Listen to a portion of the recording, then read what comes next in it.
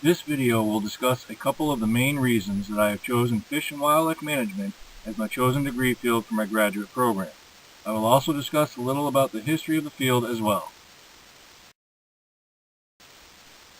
One of the main reasons that I chose this career field is my love and passion for hunting.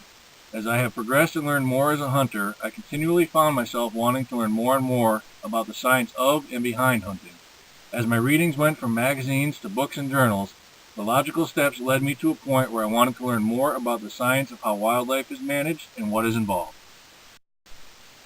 This path showed me what career possibilities were available with this degree, and with my military career nearing its end, I wanted my second career to be something that I loved just as much. With the increasing valuation being placed on environmental degree fields, the possible job positions that this degree can lead to is quite varied. The second main reason that I chose this career field was ensuring that the future of the sport was available for all, especially my children. Over the years, I have been able to introduce them to hunting and have seen their interest in the sport grow. The time spent with them preparing for and hunting has been truly priceless, and I have learned more about hunting through their eyes than my own. As they grow older and continue to have the passion to be hunters, I want to be able to work in a career field that can help to ensure that they can follow that passion, hopefully with their own kids someday. My dream job with this career path will be to be part of an instructional program for new and old hunters alike, ensuring that this age-honored sport does not disappear from lack of participation. The biggest problem we face as hunters in today's world is a decreasing number of hunters for various reasons, including habitat loss, increased costs, and increased and more complicated regulations. Ensuring that current generations and future generations have the ability to become hunters and have good mentors to hunt with is vital to the survivability of this sport, as well as a key component to wildlife management and conservation techniques. There are many people who have contributed to wildlife management, but none more important, in my opinion, as Aldo Leopold and President Theodore Roosevelt.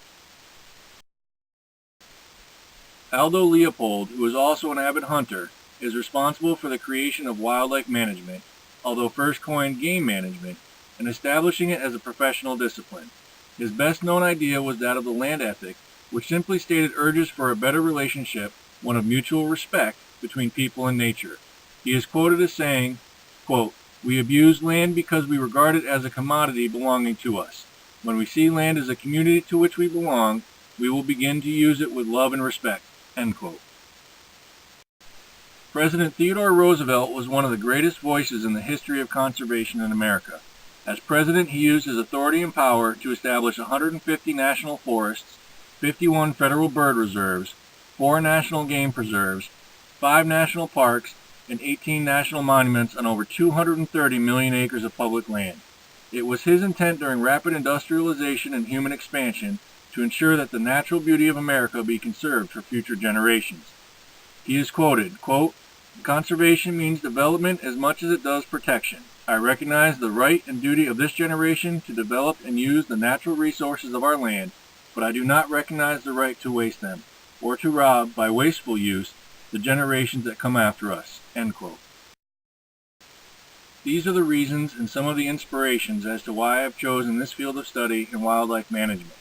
Like Leopold and Roosevelt, I want to make us part of the community with the smart and ethical use of its resources to ensure that generations to come can do the same.